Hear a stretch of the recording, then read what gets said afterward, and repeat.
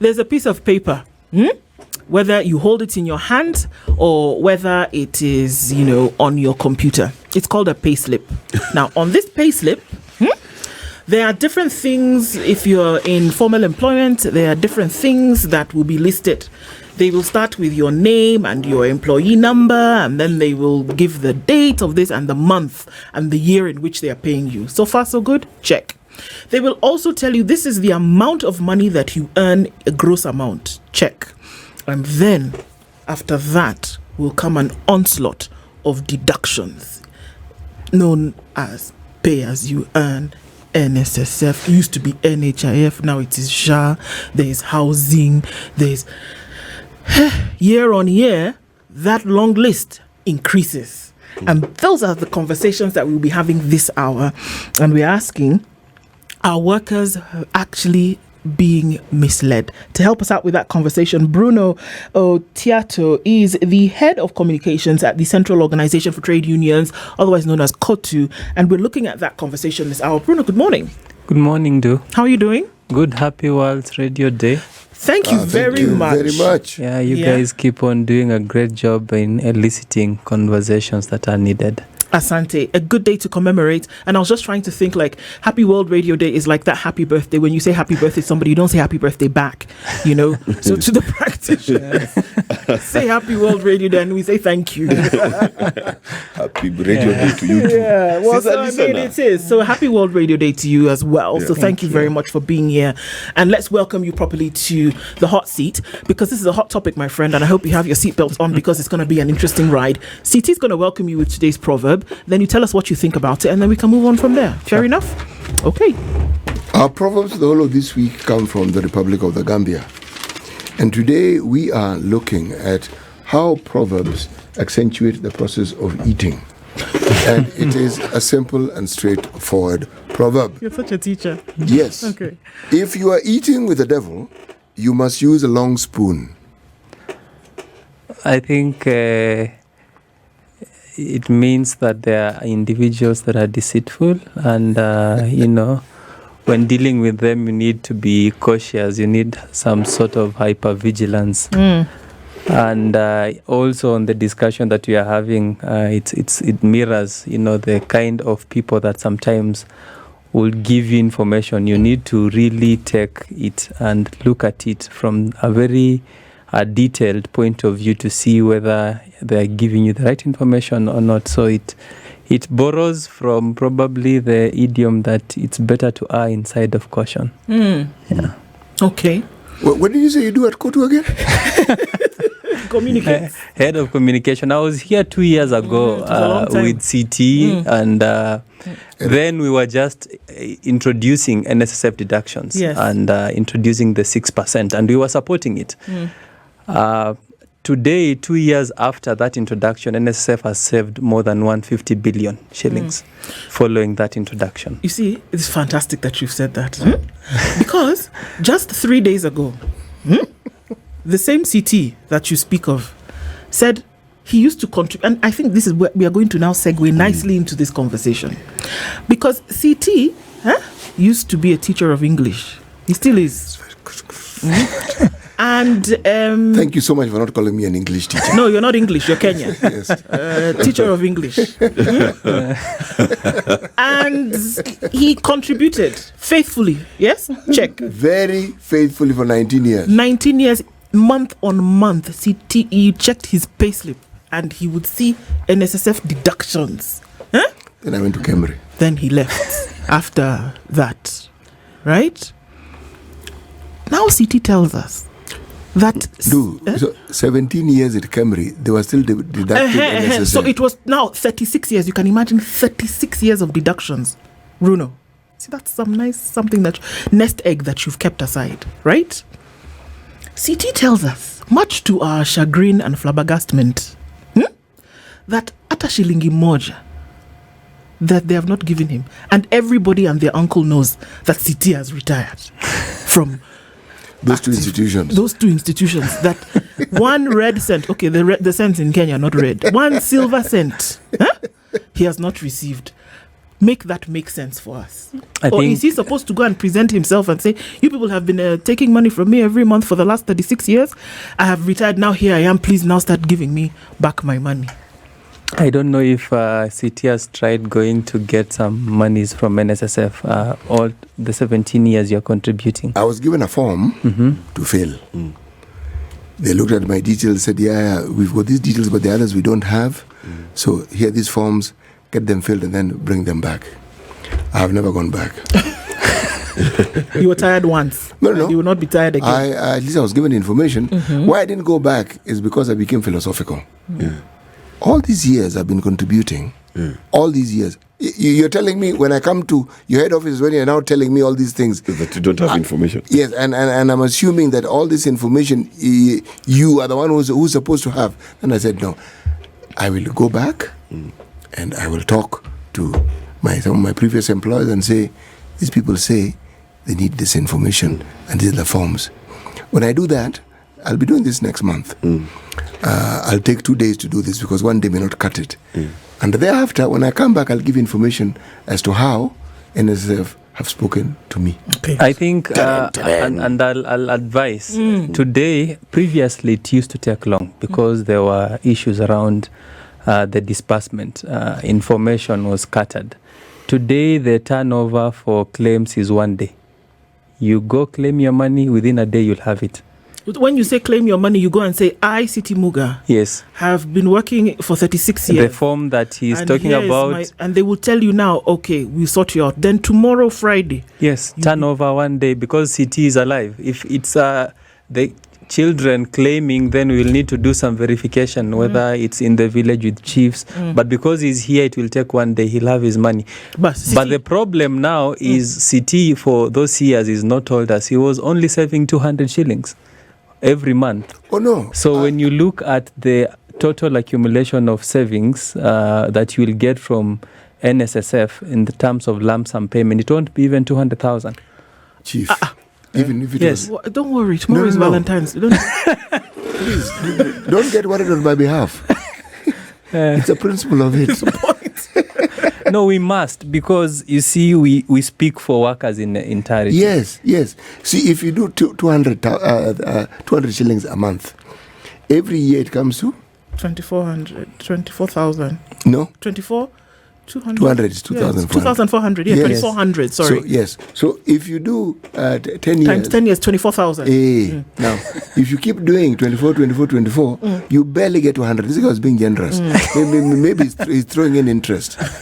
Yeah, because NSSF invests, so you'll get some interest Yes. out of it. The principle is really the issue here, not the amount. The amount is insulting, but We hear you. So, I mean, that is more or less the conversation that we have around pay slips.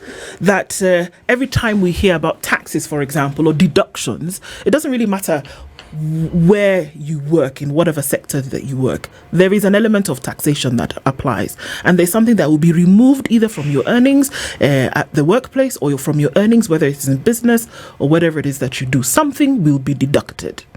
And we've come into the last couple of years where the items that are up for deduction have increased significantly. You started off by talking about whether there is some misinformation as concerns what is actually being deducted from you. Give us an overview. Have things increased in terms of deductibles over the last year, or are we just making noise for nothing? I think if you were to look at the items on your payslip, the only thing that has been added on your payslip is the housing levy. That wasn't there to begin with. But let me go back a bit, because this conversation around the payslip, I think we've started talking about it much more pronouncedly because the political class has picked on it as a political issue. And there is a lot of sloganeering around it currently as we are speaking, because it's become a political agenda. While you look at it, you see it's sort of a three-legged stool. CT would understand the three-legged African stool. So when you look at a pay slip individually without looking at issues around cost of living and issues around salary, you miss the whole point, because the workers we represent, for instance, let me talk about SHA. which people might see it as new. So when you look at SHA, and I have the rates here because previously most Kenyan workers, the average salary of a Kenyan is 50,000. Yes. Those that have pay slips.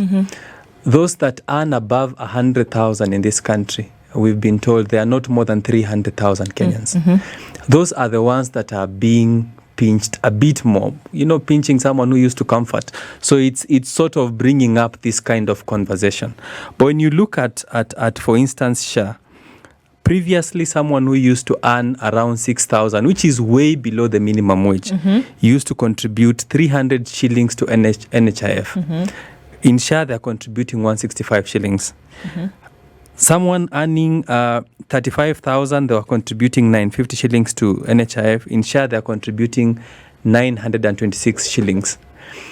Then it's true there are other items that were added in the payslip in terms of PAYE when this issue was hot. Yes. And when we sought conversation with the Treasury Cabinet Secretary, that is the leadership of COTU, we sought some reliefs on the PAYE, because previously PAYE used to be calculated up to last month.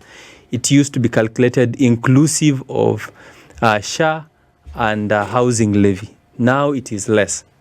So if you actually look at your payslip last month and this month, you will find out that there is more gain to it, because they are not taxing SHA, they are not taxing housing levy, meaning the maximum taxation point has actually come down on your payslip. When you say they're not taxing, what does that mean? It's tax allowable now. So housing levy and SHA are not being subjected to tax.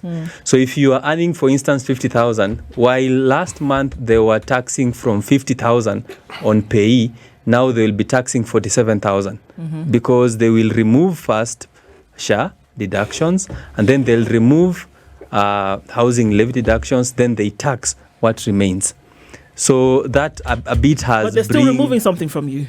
Yes, they are removing something from you, definitely. But you see, when I say it's a three-legged stool, so you have to look at also, I was reading today newspaper Business Daily, the central bank complaining about banks not adhering to their regulations and their communication on the central bank rates and the cash reserves ratio.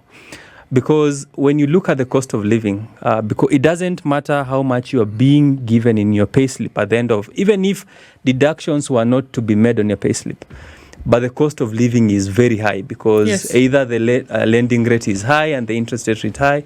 What you remain with still doesn't cover enough ground for you. So when you have the central bank coming in and saying we've already reduced these rates, banks must adhere.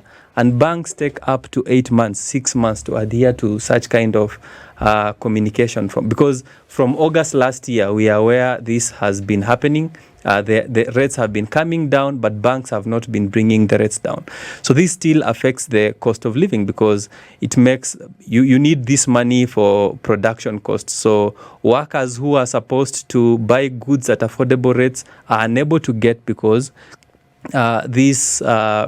the banks are still giving high interest either on loans or even on personal loans and business loans. And you'll know most businesses, small businesses that are run in this country are still run by workers. So when you have the central bank saying this money needs to come down and banks are not adhering to that, that means that the workers, while they still borrow, or those that are having loans, they are still paying a much more markup. So now it becomes a little bit worse, doesn't it? Because here you are with 50,000 shillings. Your payslip is still being raided. I'm going to use the word raided deliberately, because that's what we're talking about. So we're talking about SHA having been removed. You earn 50,000 shillings, SHA knocks off some 3,000. Then we go ahead and do all the deductibles, and somebody ends up with, paltry amounts. Okay? But then what compounds the issue here that we're talking about, like you said, cost of living, number one, still very high. Boom. Number two, you talk about the fact that even if you were to get further access to credit, number one, the rates are through the roof. Number three, this 3,000 that was removed from your 50,000 bob for the system for, unfortunately, it's not a seamless process. We know about the cries of SHA. We know about all of that. Just today, we had a news bite of the director of medical services telling us what? That they're going to have to really ramp up the efforts to get more people to contribute because they don't have enough to actually make sure that the system runs properly. Red flag. So it makes it worse because all these deductions are happening, but then the things for which they should be deducted to apply to, then, unfortunately, are not working seamlessly. And so it puts people into further distress. And this is a problem. I think when you look at SHA and the deductions and the availability of services, it's a very easy, while at the same time it's a very complex issue because healthcare is devolved. So in word. In word and in deed, because today all hospitals, majority of the hospitals at least, are run by county governments. Medical supplies are done by KEMSA. Ministry of Health still has controls. Now, the problem we have is everything that is not working in the health ministry or in the health sector has been branded SHA. So you find someone goes for primary health care in a county hospitals. The county probably has not facilitated that hospital. The KEMSA has not supplied medicine in that hospital.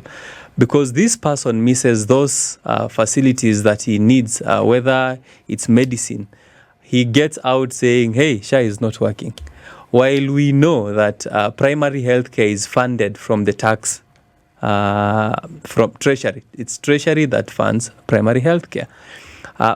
Prior to this administration coming in, I know you are aware that the former president... Just hold on. You just gave me a headache. Umepiga around about car sitter. Let's go back. You said primary health care is funded by Treasury. It's funded by Treasury, yes. Not by SHA? No. Okay. Treasury through the Ministry of Health or not? Treasury directly to counties. Directly to counties. Yes. So it's funded by counties? Yes, it's money funded by counties to the hospitals. Now you see roundabout yako to judicial line. Let's go back because now you see when Treasury gives money. First, let's say Treasury gives money for everything. Correct? No. Okay. Who else gives money in this country? There are these deductions we are talking about, and because healthcare, for instance, let me simplify it. Healthcare is funded by three arms. So there is money from Treasury that comes in. Then there is money that comes in many times from insurance covers. There is WIBA. There is all these insurance covers that still fund healthcare. Then there is increasingly also out-of-pocket expenses. So, my dear brother, you are missing my point. Government programs, all of them are funded by the Treasury. Are we together? Yes. Can we agree? Because even aid that comes to the country goes to the Treasury first. It must be declared. Okay. When the Treasury gives money to the counties, okay, it is the counties that are in charge of dispersing that money. Correct? Yes. Good. Now we are on the same path. So you cannot say that the healthcare clinic, or what did you call it? Level 1 or 2. Level 1 or 2 is funded by the Treasury. No. It's either under the Ministry of Health or under the county governments. That's what it's under the council. What also Mark is not getting is you've seen the Council of Governors coming out saying our hospitals are not working, not because of us, because of Treasury. Because Treasury has not sent the funds that for that to happen. That is besides the point. You see, what you are trying to do is introduce a third player who's not relevant to the medical situation. The medical situation in this country is either funds from national government are not available to give to the counties, or SHA is not delivering. Okay, so let's get something clear here. Yes. That when you go to a level 1, 2, that primary healthcare is taken care of by government. Yes. All right. So when you go and you're just doing your consultation, that is where that money comes from. When you're going to hospital now on most referral cases, remember the three tiers that we talk about? When you're going to hospital now on referral cases that you must be hospitalized, etc., that is funded by SHA, which comes directly from your contributions. Mm-hmm. This, what is the percentage that we're talking about now? 2.75% that is taken from your payslip, or that which you contribute as premiums. That is what funds SHA. It is your contributions that fund SHA. And usually you're going from level 3, 4 and above, especially when it goes towards hospitalizations, now that care, before you now get to your critical care after that. But the first line of treatment is actually funded by government. Yes. All right. And that's where most care is needed. Exactly. This first line. And the unavailability, and this is probably what Mark was not getting when I was saying, the unavailability of service at that point, many times, many Kenyans are beginning to say it is SHA. You hear me, Mark? Yes, I hear you. So while it is the county governments to avail funding to those facilities, there is the Facilities Act, for Medical Facilities Act that was passed in 2023. That is very clear. There's a framework on how this money is going to be used, but many times it's misdirected. So while that is not happening, then it becomes a SHA issue, and then Kenyan workers will start asking questions around it. And now the misdirection and misleading we are getting for the most part is even the unavailability of medicine. Many people are starting to, the political class is bringing the conversation around and making it to look like it is a whole issue to do with SHA. Well, at the same time, SHA is very clear on what it's supposed to fund. And for sure, like the Director General of Patrick Amoth said yesterday, we need more people contributing to this pool so that you can render more services to Kenyans, so that, hospitals can get more disbursements on the same. Yeah. So the Director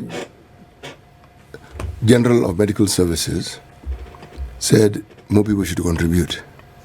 Yes, I think the voluntary payment contribution is down because many people who are contributing to SHA as of now are payslip earners. I don't understand something. It's something we don't understand on a daily basis here. How it is that the government comes up with a scheme that is clearly good on paper, clearly beneficial. When you look at it, this thing, good. Now, there's a little detail of money that is required to make this thing work. We go and spend oodles and oodles on money on the system that is supposed to make this thing work. We understand it's a platform on which you can launch this whole thing. But do you see the effort that has been made to get people to understand why they should be paying into this so that they can benefit? Beyond you explaining it, somebody from the Ministry of Health coming here to explain it in 1 hour. Do you see a concerted effort for something this serious so that people are actually given the opportunity to ask questions, and by so doing get to a point where they actually understand why this contribution is necessary? It's a yes or no. There has been concerted effort, but unfortunately the no is the politicization on the issue, because some people might have issues with SHA. They first brand it bad. After branding it bad, any concerted effort directed towards ensuring people actually register for SHA. Today you have medical facilities, like people talk about Linda Mama, for instance. Under SHA, it's been enhanced. But you see, when people say, oh, Linda Mama has been removed, and this is a political class, and then they are saying, hospitals, private hospitals come on the table and say the tariffs are way too low for us. And as SHA, we say, okay, let's then have this conversation. So then the private hospitals and, facilities are told not to onboard.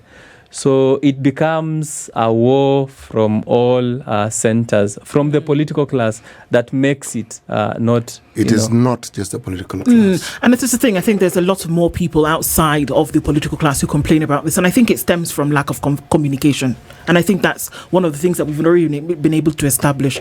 For example, just what we're speaking about this morning, that how many people right now really do understand that your first level health care is actually taken care of by government? How many people understand that when you're going to be hospitalized or you need surgery, then that is taken care of by the contributions that you make, your 2.75 or your premiums that you put against every month? Very, very few people understand that. So when you get the information that this thing is not working, you know what? You know what that is? It's a cry because we don't understand. You've not communicated to us exactly how it is supposed to work. And I think that's where it comes from. This branding of it bad is I don't understand it. So if I don't understand it, it doesn't work, it's bad. You see, we got to take a break on that, and then we can come back and look at, okay, so then how do we make it make sense? And then where is COTU in all of this? We thought you were our friend. You're supposed to, at least be telling us or fighting for us on the front lines. So we'll continue with that. Bruno Otiato is the head of communications at the Central Organization for Trade Unions, COTU, and we're having a conversation this morning about, okay, pay slips. The list gets longer, and we are being bombarded with, deductible after deductible.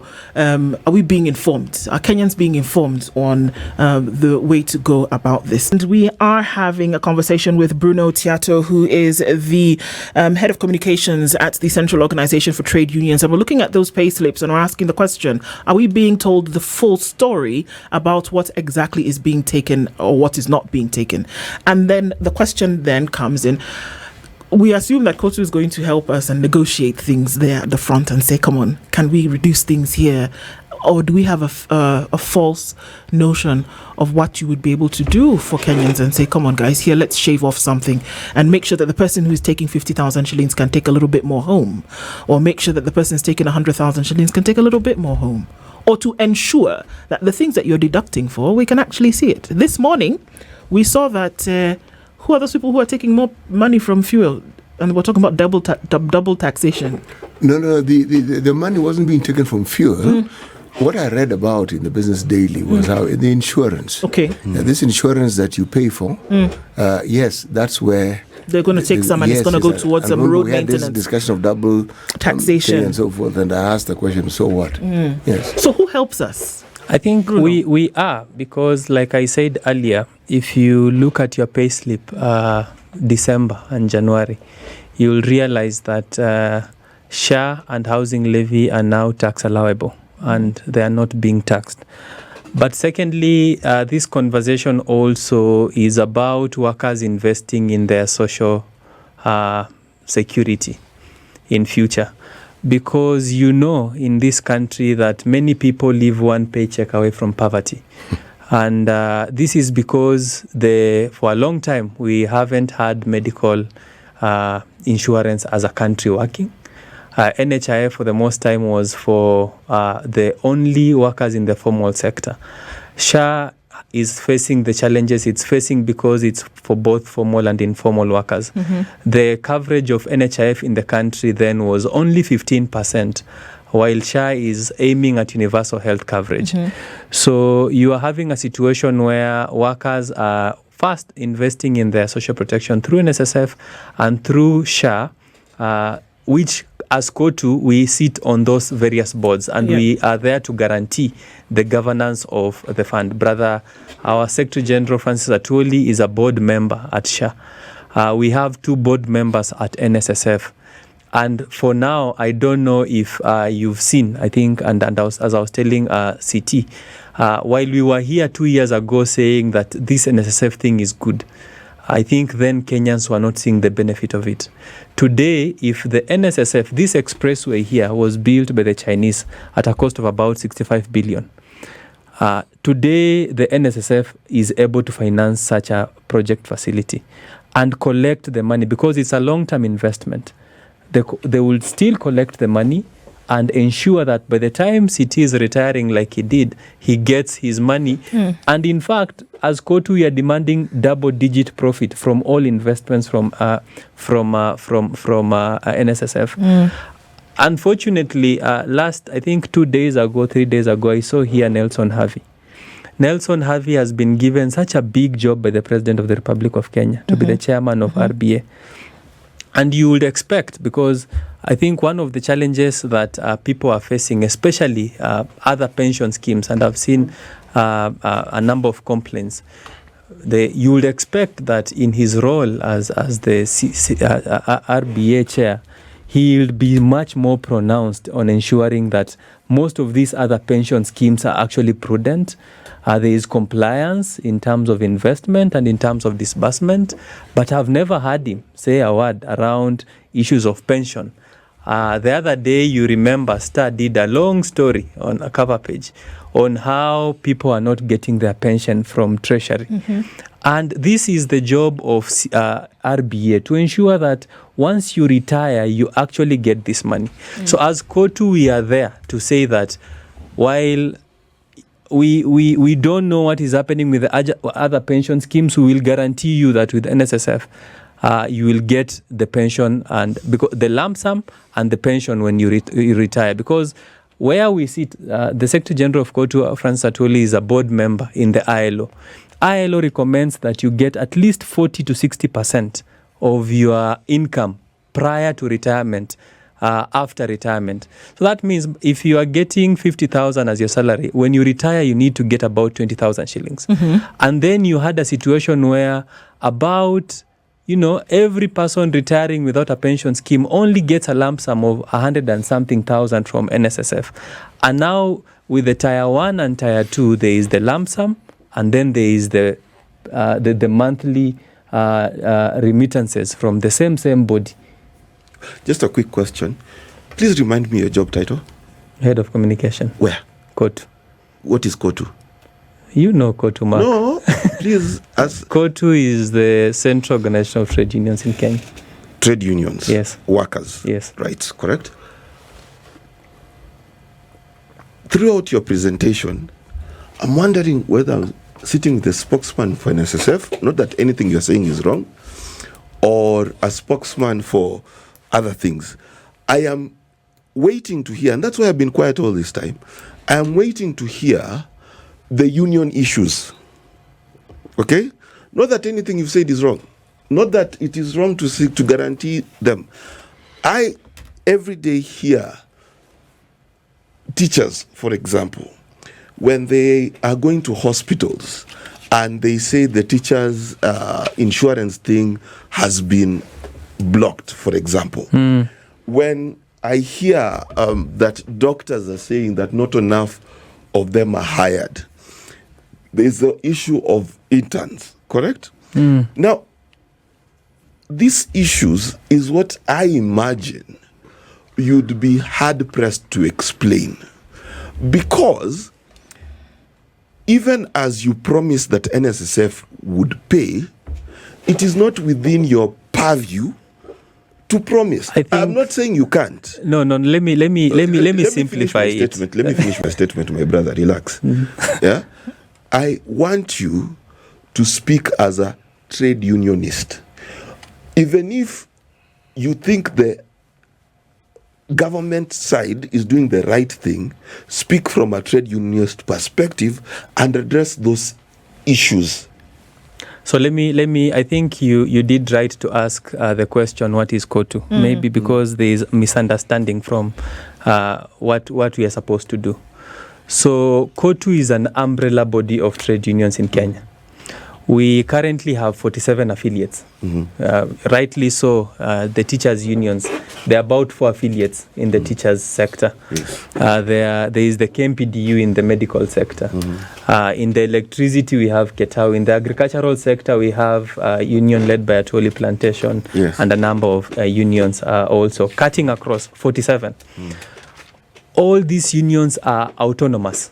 True. They speak to issues facing their members at that level, at their union level. Then you have COTU as an umbrella body speaking to policy issues. So as COTU, why this question is probably right to address, as you put it. When we say we speak to policy issues and the questions you are asking, why we are talking about, why, for instance, I'm talking about SHA, NSSF. No. It's because of this role we have to speak to policy issues. That's why we sit on those boards to represent workers at that level. By the time COTU pronounces itself on an issue affecting teachers, it is at the request of the union that is representing teachers. For instance, when there is a strike, when there was a strike in the aviation sector, and you saw the Kenya Aviation Workers Union striking, they did their strike up to the last end. And then when they thought it is wise to bring in COTU, they came to us. And they said, now we've done what we are able to do at our shop level. We've engaged the parent ministry. Now we need COTU to speak to it from a very high level policy and political leadership. That's when we were able, Brother Atuli was able to engage with CS Chirchir, CS, I think, Murkomen then, and the president to avert that issue. And until today, that issue was sorted. There was an agreement signed at that level. So COTU only comes in at that level of intervention, Mark. At the policy and the political level. True, the policy and political level, okay? Then who makes this decision? Policy and politics is the one that makes the decisions, right? Correct? So you only come in to speak about policy and politics. Good. So let's go to policy and politics. Take one issue. The teachers' issue in SHA, where they're being turned away from hospitals. Correct? Yes. Does that speak to a policy issue? It does at the union level, the respective union level. Because it is being handled by NAT. Hold on. NAT is still handling the matter. Brother, I've done spin much longer than you. I'm trying to help you. So listen. You said you deal with... Don't succumb to his dictatorial tendencies. You know, Mark was used to being to this side. No. You said it addresses policy issues. Yes. Then you've said it addresses policy issues only at the union level. Yeah. Okay. So it is only at the union level. So that issue of teachers, so only the teachers think... No, let me talk to the issue that is bothering you of the teachers. No, it's not bothering me. It is bothering teachers I'll give you an also. example. Okay, yes, go ahead. It's bothering teachers also, where teachers have been unable to CUPET. You've seen the Assistant Secretary General of CUPET has come out to issue a statement. The chairman of CUPET, Omboko Milemba, has come out to issue a statement on the matter. And they are addressing the matter with the Teacher Service Commission and the Ministry of Education and Ministry of Health. At that, as we speak, the matter is being sorted already. To the point that the matter is unable to move. Then COTU is involved at that point. Okay. Yes. So what we're saying essentially is that if something is stuck in the mud, COTU is the caterpillar vehicle that comes and pulls everybody out. Yes. But who is COTU representing in this case? Representing the individuals who work within these unions on an umbrella level, isn't it? Okay. So now when we're looking at, again, I'm going to take us back to the payslip. When we're looking at, there may not be an increase in the items, but there have been increases in the amounts on those items. That we cannot run away from. That has happened. Whether we want to look at NSSF, whether we want to look at what used to be NHIF, now is SHIF SHA, whatever that has been, there has been an increase on the amount that you pay. Now, to justify that, you have to then see the requisite implementation of that policy. And the question that we're asking is that it becomes so much more painful when there has been an increase on the amount that you pay, regardless of the fact that the items remain the same, if you cannot see the requisite implementation. So whether there was not enough information that was provided about how SHA and SHIF are supposed to work in tandem, and it makes it more painful for people, problem.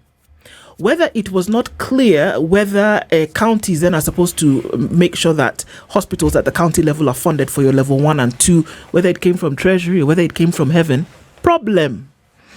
And it is an issue of implementation. So the question remains, who is speaking for Kenyans? Because when government comes and says, this is what we are going to do, when the ministry comes in all their wisdom and says, we are going to have to increase here, where the Director for Medical Services comes out and says, well, we just don't have enough and we don't know what's going to happen when you present yourself to hospital and we don't have enough people contributing, we don't have enough in the kitty. It was said. So then you start to wonder whether it was me or 10 people for whom this amount has increased, who's fighting for me to ensure that I can still go to hospital and get the care that I need. You see where I'm going? Yeah, I do. And it's a right question. And I believe that, any new system has bottlenecks when you start implementing it.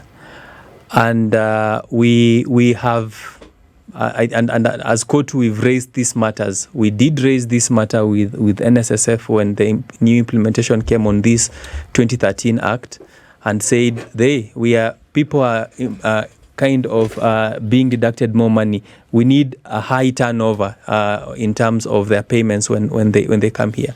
With SHA, there has been a lot of issues with the implementation of the new system, and we've raised the matter with the leadership of SHA.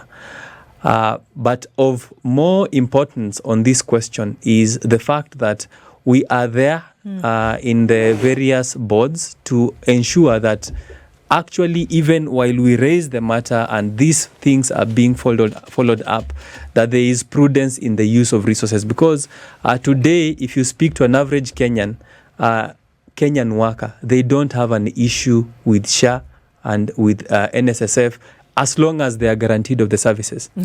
But Bruno, yes. That's the theory. The number of complaints we come across on a daily basis speaks of a system that is far from being perfect. We are not saying that it doesn't work from time to time. That's not what we're saying. Something as simple as a channel through which people who go to hospital can actually bring about their issues at the hospital itself, that hasn't been adequately addressed. So that then the thing becomes a national complaint. These systems exist in the health facilities. There is the issue of the backlog, the pending bills that NHIF had, which has been on a discussion. Some monies have been paid to hospitals. But the conversation around is just there are still pending bills.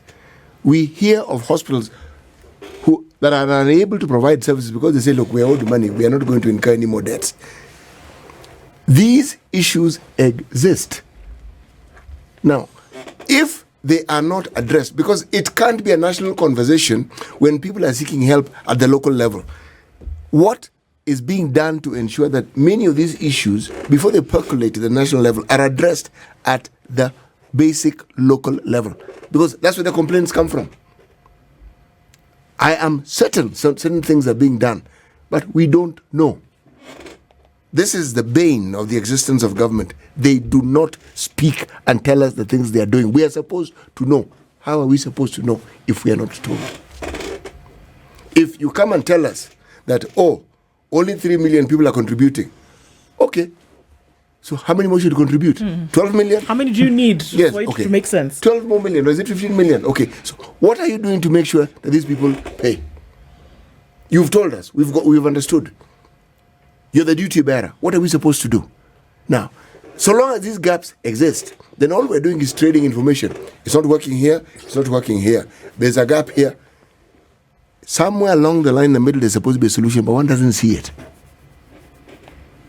Now, that's where COTU comes in. Because you are representing all these people who are expressing these gaps. Now, if the gaps are many and they are unresolved, then the word failure comes into it. And then the question is asked, but is SHA really failing? I would answer by asking, where has it actually fully worked so that we can say it is actually working? Or is it just a work in progress? If there are no responses to the issues raised, then people will fill in the blanks, and they don't fill the blanks well. Even as that could be a wrap up in terms of what you're saying, but I think of it like in a factory, when we look at the rejects of a shirt, for example, you wouldn't say that the whole thing is bad, but if it's missing a button when it's going through that line, it's a reject. It is a reject. It's a reject. They will not say, well, let me fix this button so that I can add it to the pile. No. The entire shirt will be rejected. So it's the same principle, that if an element of it is not working, for people in their minds, the whole thing is not working. How can we now say, with your shrinking payslip, And with the end goal having not been met, how will Kenyans actually be protected? Well, for one, we are trying to ensure that the payslip doesn't shrink any further, as I said earlier. But on what CT has said and what you are saying, that's so true. And we, as COTU, we've engaged the leadership of the country to have this conversation. I know it's not a conversation that actually has been had at a national level, but it's a conversation that we are trying to push on the health sector reforms at a national level.